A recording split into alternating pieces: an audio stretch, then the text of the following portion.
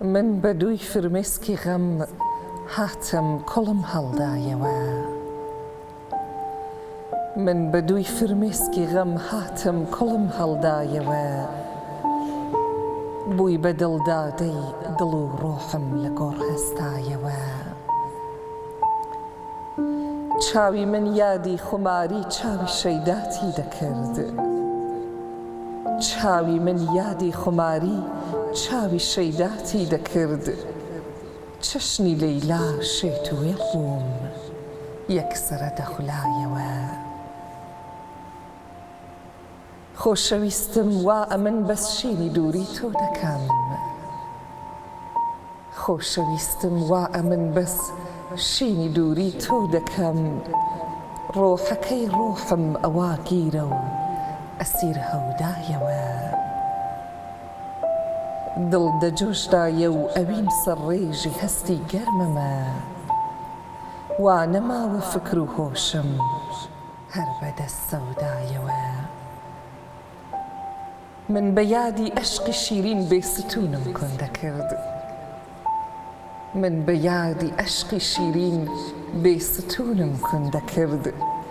باشنەی سروەی ڤیانمان زوڵفەکەی دەشنایەوە.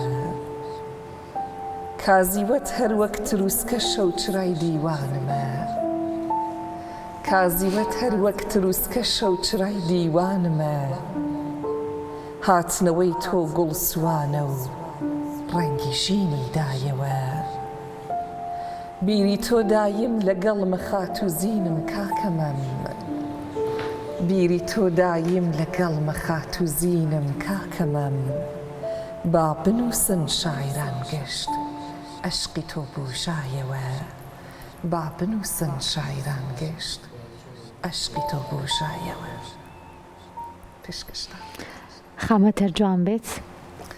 بەڵێ ئازانی کورسات مەگەزین میوانی ئەمێوارەیەمان وەکو بینیتان خات و سروە مورادیە کە یەکێکە لە قەڵەمە جوانەکان و لە ئێستا بە خۆشحاڵیەوە دوو لە کتێبەکانی لە چاپایە. وا گفتوگۆکەین دەربارەی کتێبە نوێیەکان و هەروەها تەمەنی نووسینی بەڕێزیشیان. خات و سروەگیان زۆر بەخێر هاتی. سڵاوت لێبێ. سڵاو لە خۆتان و لە ستافی کورسات. پێشاپێش پیرۆزبایی ساڵی نوێ ساڵی زاینیتان لێکم. شڵا کە ساڵێک بێ پڕ لە خەیر وە پڕ لە بەرەکەت بۆ هەموو لایەکمان. دڵخۆشم کە میوانی کورساتم و لە خزمەتاندام کەرم کات. کورسات ماڵی هەمووانە بێگومان زۆر بەخێر هاتی. اینجا با کەمێک بگەڕێمەوە بزانم ماوەی چەند ساڵە ئەنووسیت؟ لە ڕاستیدا دەستپێک یان ستارتی نووسینی من دەگەڕێتەوە بۆ منداڵی. واتە کاتێک کە کاری شانۆم دەکرد. لەو کات بوو کە دەمنووسی تەمەنم 11 وابزانم 14 ساڵ بوو. بەڵام بە شێوازێکی پرۆفشناڵ یان حرفەیی تر بڵێن کە من دەستم بە نووسین کردبێت ماوەی 13 ساڵەکە بە شێوازێکی فەرمی خەریکی نووسین. زۆر باشە. اینجا ببزانم لە ماوەی ئەم چەند ساڵەی نووسین تا ڕێبازێکی تایبەت هەیە واتە بۆ یەکێک لە بابەتە تایبەتەکان ئەنووسیت یاخود بۆ بەشێک لە بابەتەکان ئەنووسیت؟ شعرەکانە بۆ کێن؟ بێگومان هەر شاعرێک لە ناو زەینیا ماشۆقێکی خەیاڵی هەیە کە هەمیشە پێی خۆشە شعر عاشقانەکانی بۆ ئەو بێت. بەڵام شعری من تەنها لەسەر بواری عشقیان خۆشەویستی نییە. واتە شعری کۆمەڵایەتیم هەیە، شعری نیشتیمانی و حماسیم هەیە، شعری ئێعترازی یان دەنگ هەڵبڕیم هەیە و لە زۆر بوارەکانی دیکەدا شعرم نووسیوە. باشە. بۆ هەر بابەتێک پاڵەوانێکی هەیە شعرەکانت یاخودنا؟ وەکو داستان وەکو چیرۆک هەمیشە پێویست نییە کە شعر خاوەنی قارەمانیان پاڵەوان بێت. هەروەی کەم شعرە خاوەنیەوە بێت کە پەیامێک یان چۆن بڵێن مەبەستێک بە خوێنەریان بە بەردەنگ بگەینێت ئەوە خۆی بەسە. بەڵام تەنها شتێک کە هەمیشە لە ناو شعرەکانمان ڕەچاوم کردووە ویشەوە بوو کە شعرەکانم خاوەنی زانستی شعری هەروەها مۆتیف و کاکڵ و پڕناوەڕۆک بن. زۆر باشە. اینجا دەنگ زۆر تایبەتە بۆ خوێندنەوە.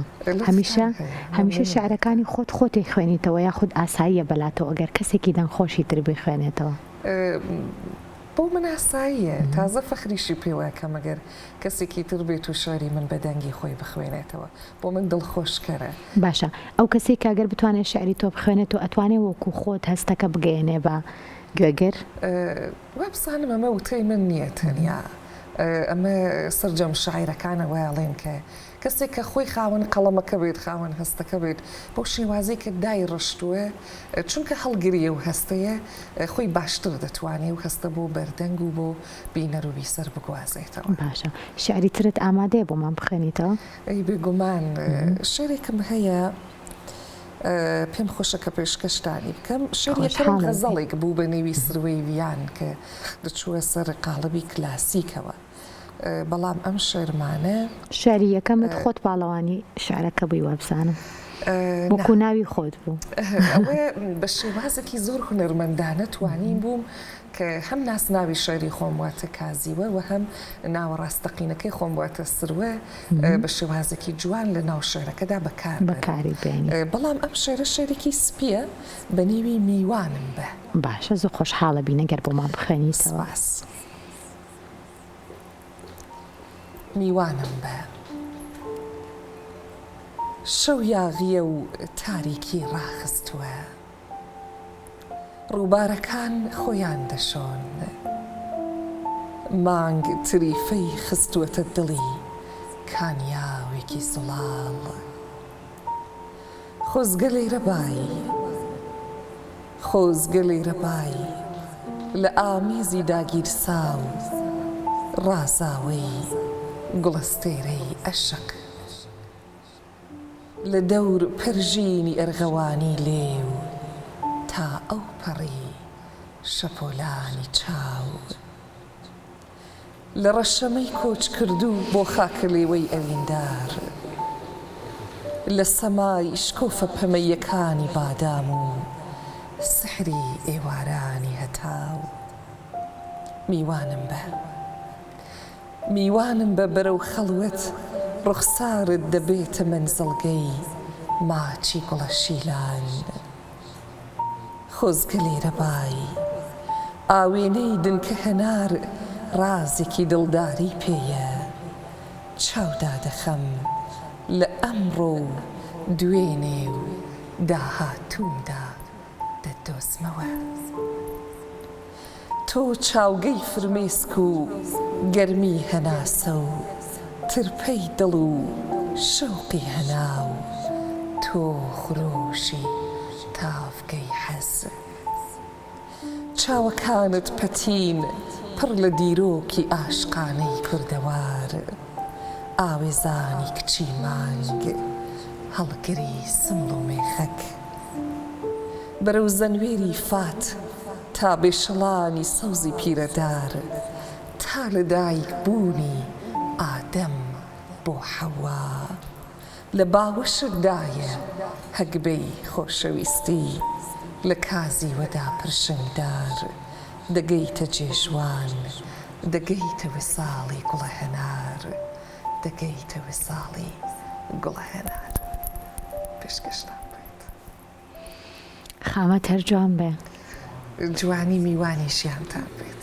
بۆ تۆش سروەخان اینجا بەبزانم قەڵەم و نووسینی باوکت کاریگەری لەسەر نووسینەکانی تۆ هەبووە بۆ پێی کە باوکت یەکێک لە نووسەر و لە کەسایەتی ئەدەبیە دیارەکانی نێوپاوە؟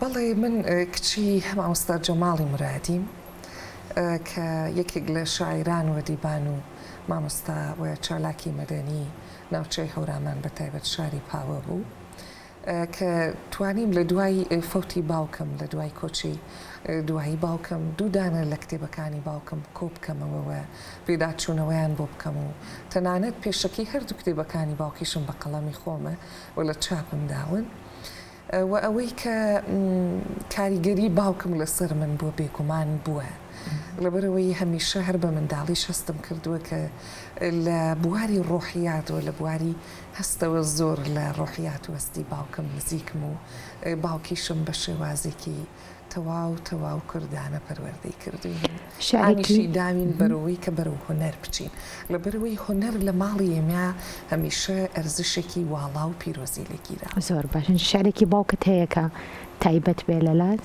بەڵێ دەتوانن پێشکەش فەرموو بزانم کامەیە. باوکم شعرێکی هەیە بە نیوی دەردی بێتۆیی پێم خۆشە کە پێشکەشتانی فەرموو. ڕاماوم بە چ وشەیەک بانگت کەم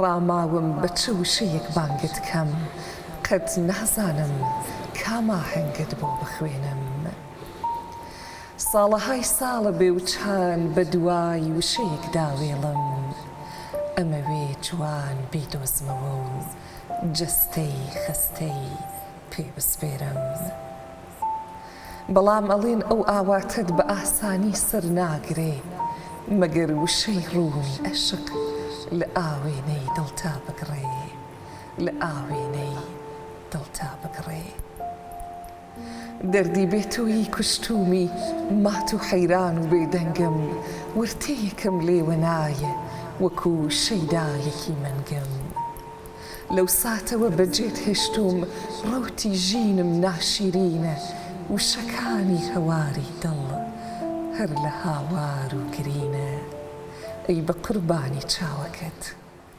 ئەی بە قوربانی چاوەکەت جارێک بە ناز بمدوێنە بەزمی گێجی نائومێدی لە دڵی زارم بڕوێنە ئاخ و تۆ مایەی ژیانی و منیش ئاواتێکی دوورم ئاخ و تۆ مایەی ژیانی و منیش ئاواتێکی دوورم خۆت بکە بە کۆترێک و بفرەوە بۆ تاقی ژوورم بفرەوە بۆ تاقی ژوورم پێشکەشتان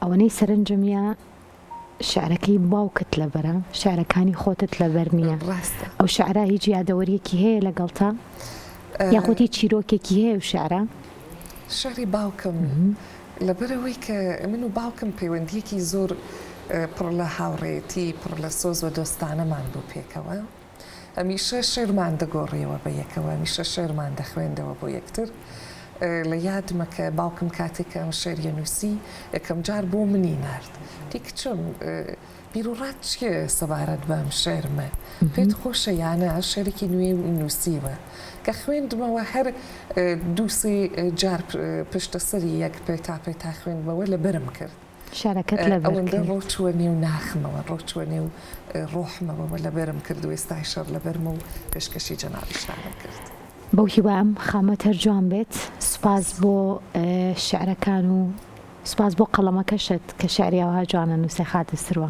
زۆر بە خێراتی بۆ کورسات مەگەزین خێر لە ڕێگەی ژیانتان ناڕێت سپاس مەمنونم بۆ میوانداری کان بەخێر هاتی سەرچاو دڵخۆش بووم کە ئەم ئێوارە لە خزمەتێوەی ئازیز و بینەران و بیسەرانی کورساتە سپاس بۆ خات و سروە مرادی شاعر کە لەم بەشەی کورسات مەگەزین بووی دووبارە بەخێر هاتی سەرچاوان زۆر بەخێر بێت.